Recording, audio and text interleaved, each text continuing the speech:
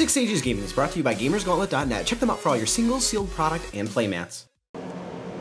Hey guys, welcome to another Six Sages Gaming Deck Spotlight, brought to you by Ultimate Guard and GamersGauntlet.net. Today I have for you Kaguya's Bunnies, or Ka-BUNNIES, as Chase has called it. This is our first draft of the deck. He built it in under an hour, but basically the whole idea is that you're going to have a super big Kaguya on the field, or you're going to have a Guiber that's going to be, Guiber's always been a good card. Turns out 12 flyer is still relevant. So first we'll talk about the ruler, then get into the stone base, and then talk about Kaguya and her bunnies. Alright, so up first we have Friend from Another World Kaguya. If you watched our video last week, a lot of the same stuff, but for this deck specifically, it's mostly for the color fixing. Once we get dual stones, specifically Gusting Sky, that opens up a lot of other options, but right now being able to tap Moon for wind adds a lot of utility to the deck.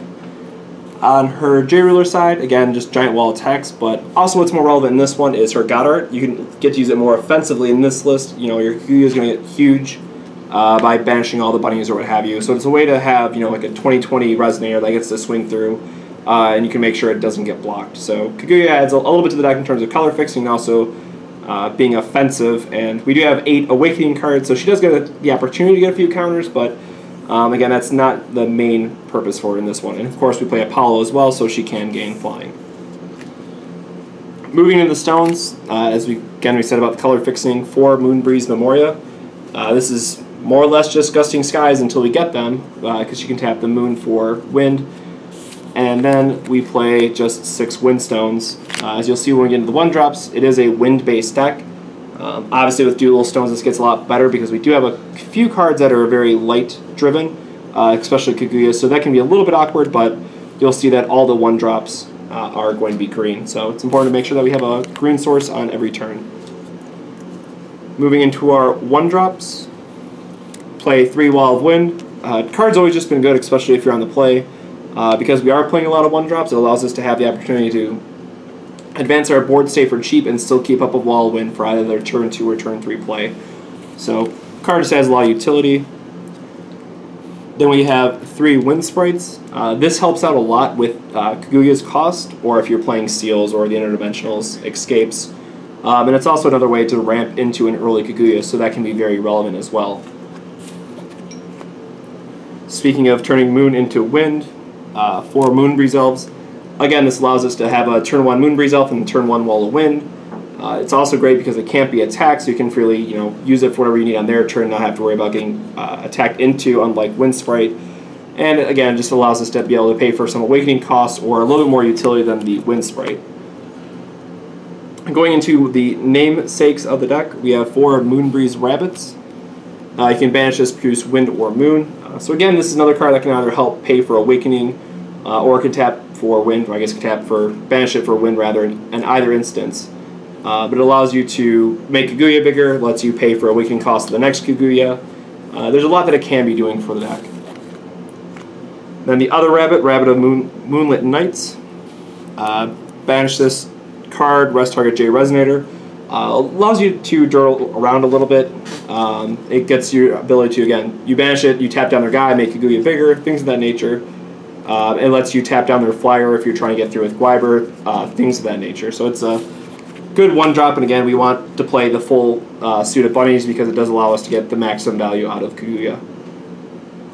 I forgot to mention the Regalia, so we'll talk about those real quick.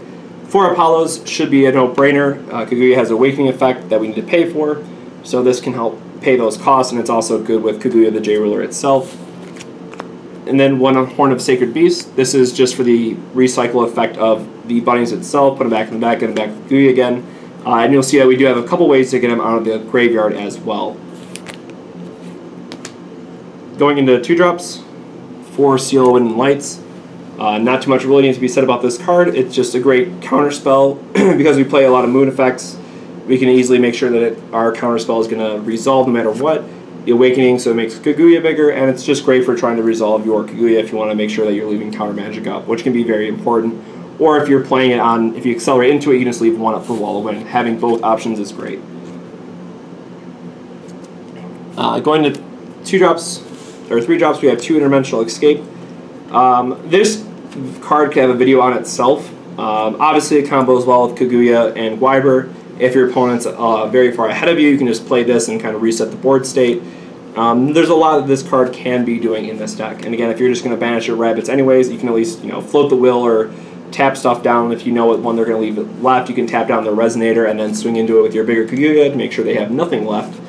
And there's a lot of other things you can do with it along those lines of play. So again, this card has a lot of utility, and it's one of those things that you just really need to play with and see how it's going to work in the deck in the different matchups. The other main namesake of the deck for Kaguya, 800 body is always nice for a 3-drop.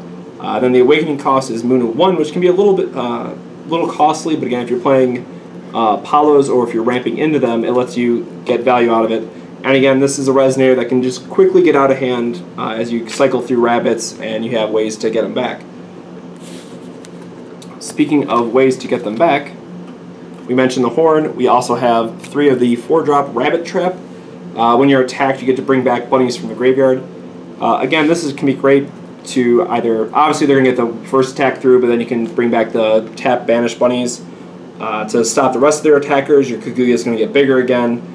And you have to remember that you can set this face down for 2. You don't have to pay the 4 cost. That is another option, but the value it lets you get back is going to be something that you should keep in mind. And then lastly, 4 Guibers. Turns out when we're putting a lot of bunnies into play that are super cheap, it makes Guiber only cost 1 light. It's definitely something to test out. If the bunnies could produce lights, you could play Kaguya the previous turn, get a bunch of bunnies, play another one to banish one of them, float it, great. But either way, when we have the ability to play all these cards and make Guiber only cost 1, you probably want to include them in the deck just because a 12/12 flyer for 1 is always going to be a great card to use. So that is Ka-BUNNIES or Kaguya's Bunnies, whatever you want to call the deck. It's definitely something fun to try out. I think it's going to get a lot better once we have Gusting Skies and the Dual Stones from Vingolf. Who knows, maybe we'll get some other fantastic cards out of Vingolf that'll make this deck even better. We'll see, but you guys should definitely try it out at your locals this week. So, thank you very much for watching. Make sure to like, comment, subscribe. Let us know in the comments below what decks you want to see next or what you might change with the Kaguya deck. We're always looking for ideas or what other brews that you guys might have in the future. So, thanks for watching, guys, and we'll catch you on the next 6 Sages Gaming Deck Spotlight. Have a good one. Thank you so much for watching. Be sure to hit that like button and leave us a comment with what you thought of the video. Don't forget to subscribe to 6 Sage Gaming and check out some of the deck spotlights, duel series, and Force of Community videos that are already on the channel. We also have a Facebook and a Twitter, so feel free to find us there. Lastly, if you have a deck that you would like featured in a video, be sure to drop us a comment below. Until next time, take it easy.